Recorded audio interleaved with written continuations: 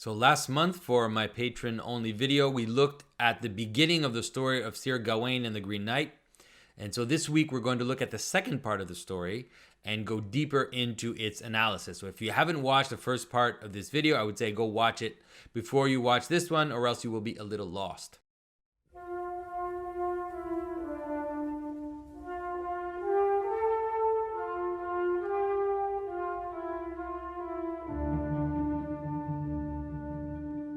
This is Jonathan Pajot. Welcome to the Symbolic World.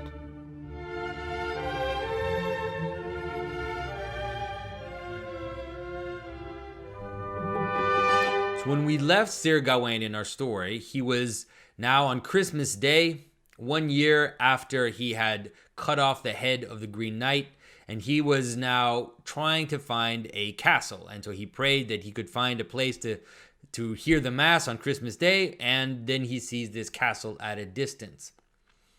On arriving at the castle, he's received by the lord of the castle and his lady who is sitting with him.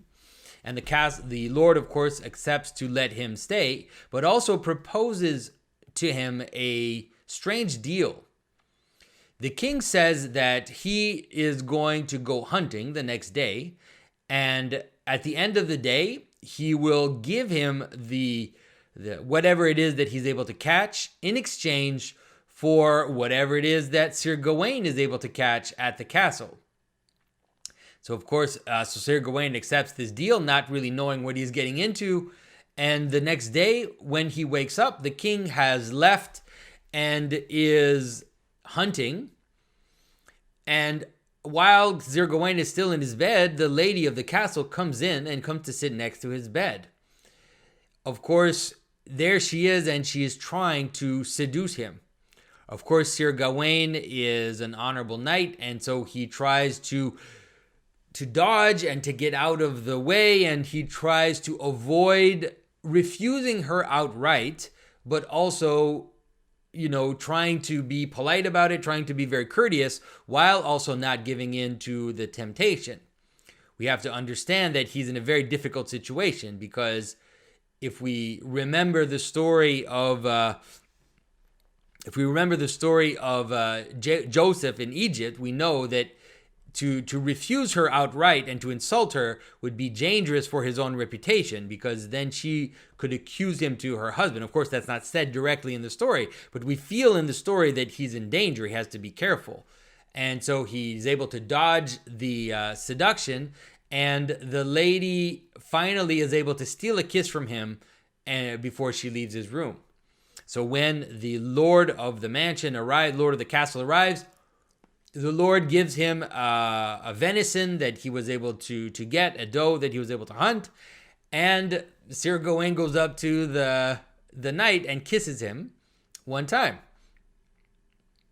And so, there's a bit of humor, there's a bit of like, okay, this is very strange, no questions asked.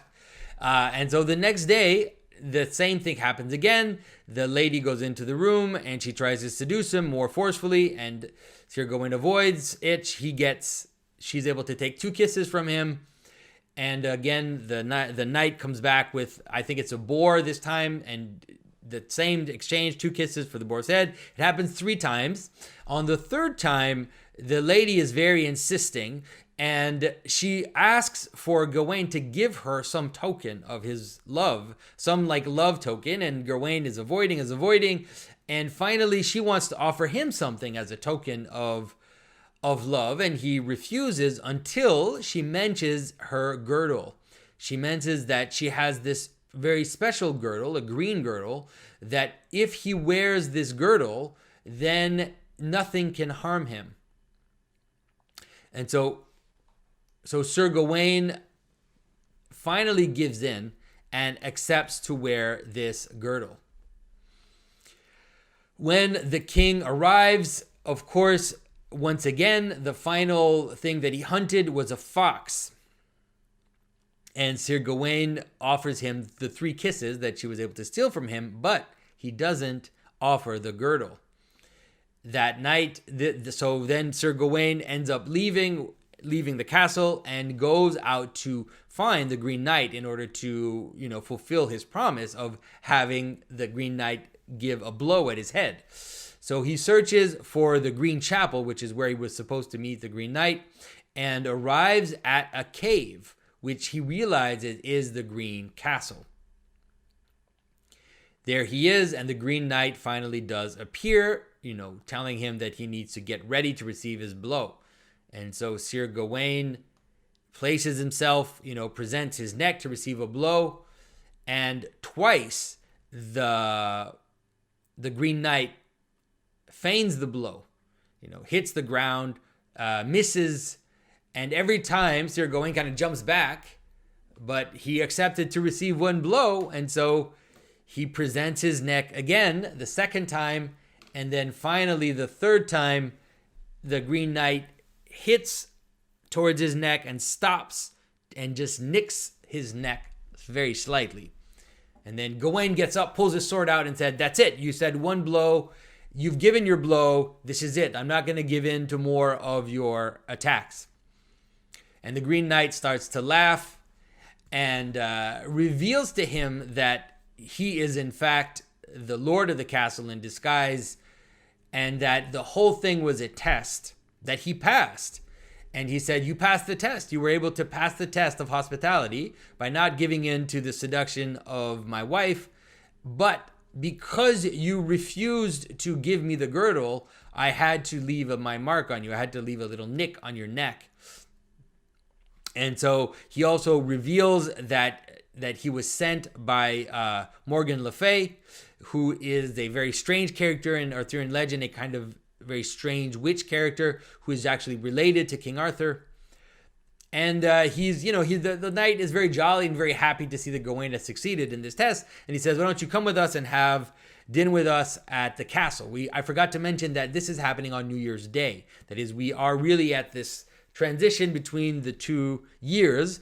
And so he invites him to come to the castle, but Sir Gawain realizes that he was not completely forthright, and he goes back to the King Arthur's castle and doesn't agree to stay with the Green Knight. And he is sad. He's sad to realize, and he puts the garter on his arm as a kind of sign of his shame, and he goes back to the castle wearing the garter. He tells the story to King Arthur. He tells the story to all the knights, and all the knights are very happy to hear that he succeeded, that he's still alive, that he didn't get his head chopped off. But Sir Gawain is not able to celebrate with them because he carries this secret shame and this secret knowledge that he did not fully succeed in his quest. And so it's a very strange story. There's a lot of elements. Now, the first thing to point out is very fascinating, just right to the side, is that there seems to be a relationship with this Sir Gawain and the Green Knight, and also the story of Frodo, who brings the ring to Mordor. All of it seems to be related. Very much seems like Tolkien was inspiring himself from this story of the Sir Gawain, especially since Tolkien also made a version of Sir Gawain in modern English. This idea of the success, but that is mitigated with failure, that there is some failure in his success. This idea of succeeding in your quest, but being, let's say, tainted by the success in the quest seems to be related to the story of Tolkien's Lord of the Rings. So let's go through the elements. And as we go through the elements, we can kind of understand what is happening. Now, as I mentioned last time, this is happening during the time of the transition between the old and the new. It is related also to the solstice, related to the end of the year and the beginning of the year. And so the challenge, the very strange challenge that was posed to him by the Green Knight, at least even as it begun, was a very strange one, because it wasn't the normal challenge. It wasn't a challenge of two knights fighting, saying, "Fight me, and whoever wins will succeed in the challenge." It was saying, "You chop my head off. You basically give me a blow, and I'll give you another blow next year."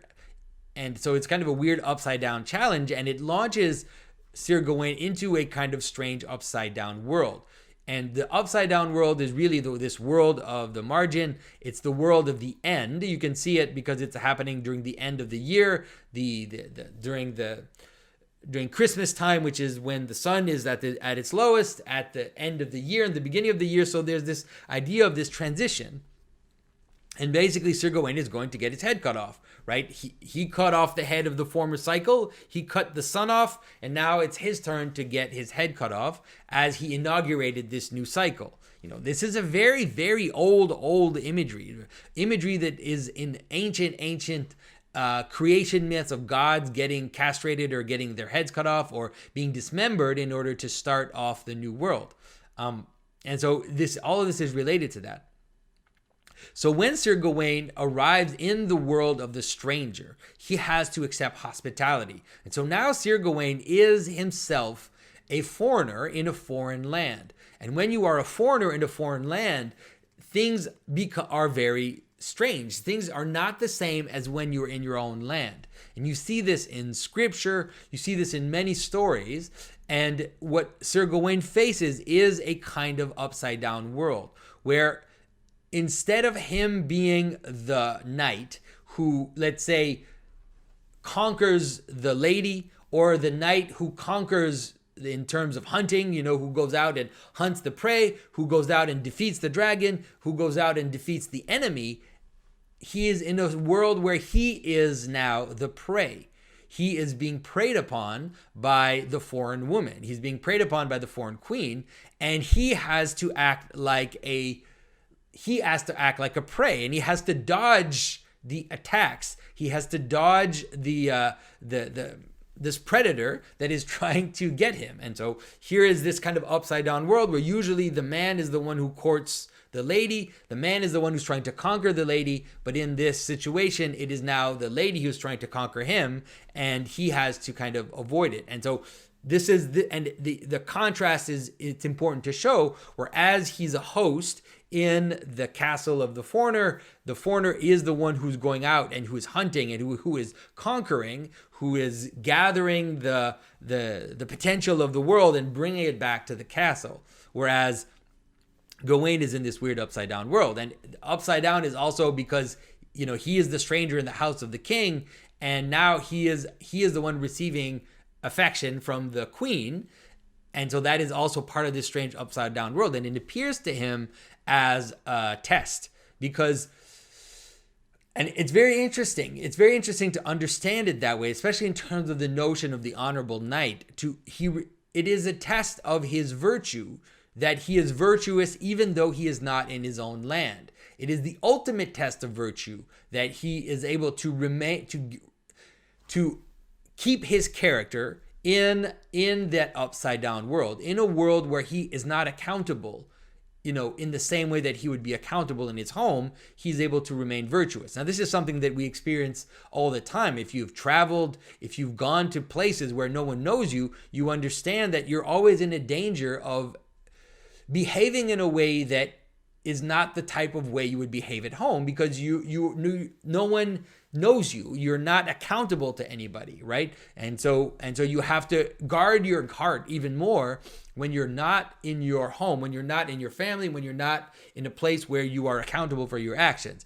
And so in scripture, there are even some stories where there's a suggestion that when you're in the land of the foreigner, you actually you can act upside down. Because you're not accountable, you can steal, you can take, there's all these stories of Jack and the Beanstalk, for example, of, there are many stories of characters who, when they're in the land of the foreigner, they're somehow acceptable to steal. But here we see, in a way, the Christian narrative, very, very strong Christian narrative, which is that even in the land of the foreign, even in the land where you're not accountable, you need to be honorable. And you see that in the very gesture of Sir Gawain going out into the foreign land to receive a blow from this monster because of a promise that he had made. He's willing to go out and accept the consequences of his actions. Now, this is really a story of virtue and a story of honor, but there's also a little secret. There's also I don't know how to say a secret, or rather there's a mystery in the story, because he also, even through guarding his virtue, he realizes, or there's an aspect that he has to take from the foreign world in order to be able to fight the foreign world. And I've talked about this with you guys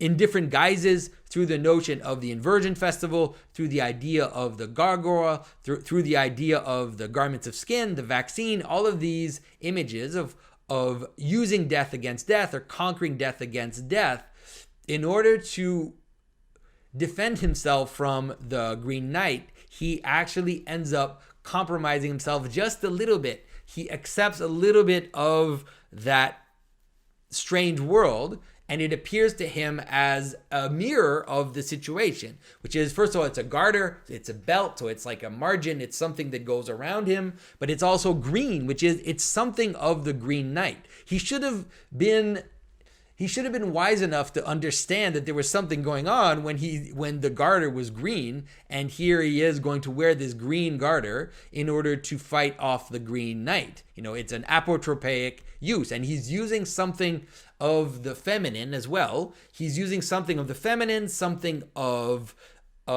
death that is a little, let's say, plunging into death somehow, and he's going to then use that against death, against his moment, against the Green Knight.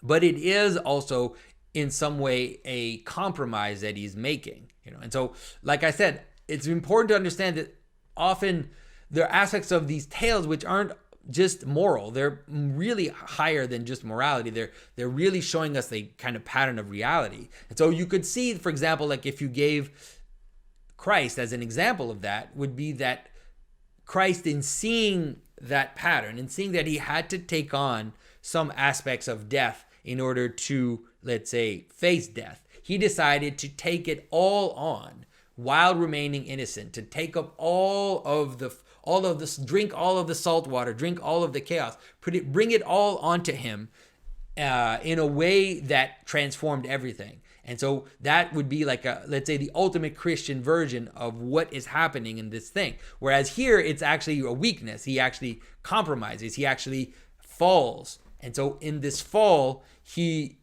has the taint of the fall on him. But it's still nonetheless through that fall and through this little compromise that he will be able to defeat the Green Knight. But in a way, it remains, how can I say this? He ends up being shown that this was not necessary. I've talked about this before as well, which is that, what is the story that I mentioned about this before? In my video on Prince Ivan and the wolf, I talk about this, where it is that because Prince Ivan compromises, and because he always takes the golden girdle, and he takes in that story, he also takes like a golden girdle, but it's not around a woman, but it's around a horse. He takes also the cage, the golden cage. He's still going to get to his goal, but he's going to suffer, going through his goal. And so here, if he hadn't compromised and taken the girdle, he would have succeeded completely. The knight would not have even nicked him. But so he compromises, he falls, but even through the fall, he's going to get through the end nonetheless. He's just going to suffer doing it. It's going to be a longer process and a more painful process. Think about it in Catholic terms, in terms of like going through purgatory. Like, he had to go through purgatory. It worked. He got to heaven or whatever, but he had to go through purgatory. And so this is what's happening in this place. And so he rides the Green Knight, and then he has to have some temporal punishment. He has to have some mark on him that will signify that he wasn't completely successful. But what's interesting about it is how the garter then becomes a marker of his glory nonetheless, because he puts it on his arm, and for him, it's a mark of shame. And he wears it as a mark of shame, but it ends up in the vision of everybody else being a marker of his glory. And you can understand this.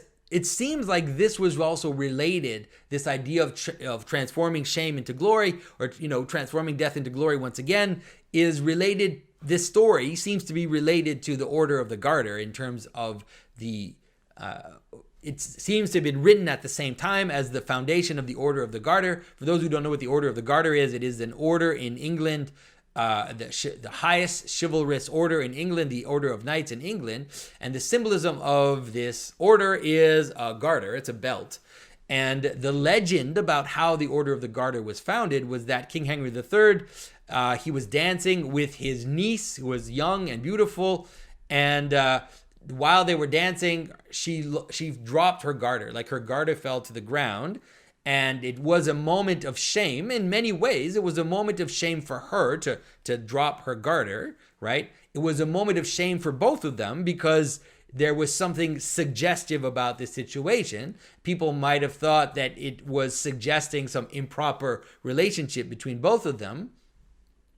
And so instead of trying to hide it, instead of trying to pretend it didn't happen, King Henry took the garter and put it up, and I think he puts it on his head or puts it around his neck or he puts it on his sword or something and brings it up and kind of brings it up above and then says loudly to everybody to hear, Honi soit qui mal y pense. That is, shame to those who think ill of what is happening. Shame to those who think evil of what is going on. And so he takes the moment of shame and flips it in order to shame the others. And then the Order of the Garter itself becomes an image of the knight's glory. And so then, if you look at people who are in the Order of the Garter today, they wear the garter as a kind of medal. It's like a kind of image of their glory. And it also seems to be related because the patron of the Order of the Garter is St. George, and so it also seems to be related to the garter by which St. George tamed the dragon in certain versions of the story. Because I've told you before, there are some versions of the story where St. George kills the dragon, but there are some versions of the story in which St. George tames the dragon. And this seems to be related to that. Once again, using death against death. Once again, using a certain aspect of our passion against our passions. And ultimately, you could say it's also, in a way, the image of Gawain, who was able to also tame his dragon. That is, through the situation with the wife of the noble, he was in a situation where it was actually more dangerous for him to resist the lady. He could have given in and then just left the castle. Nobody would have known. Whereas now he was more in danger by resisting her because she could have accused him. And so he ended up nonetheless taming his passion. And by accepting the garter, he's also protecting himself against her because it's a way to say, okay, I'm going to give in. I give in to these little things that you're proposing so that I don't give in to the bigger thing and actually end up sinning. And so all of this is going on in the story. It's obviously, I'm just kind of skimming the surface. It's a very, very powerful and very deep story, but I hope that these little tidbits have given you some insight into the story. And yeah, so I hope you've enjoyed it. And I'm really enjoying going into these stories. I'm probably going to go into more for my future Patreon-only video. And once again, I want to thank you for your support. And, it's really, I'm really happy. I'm really excited to continue doing all of what I'm doing. And as I move into my house next month, hopefully the regularity of the videos will be more. And also this will be better than just this white background. So thanks everybody. And I'll talk to you very soon.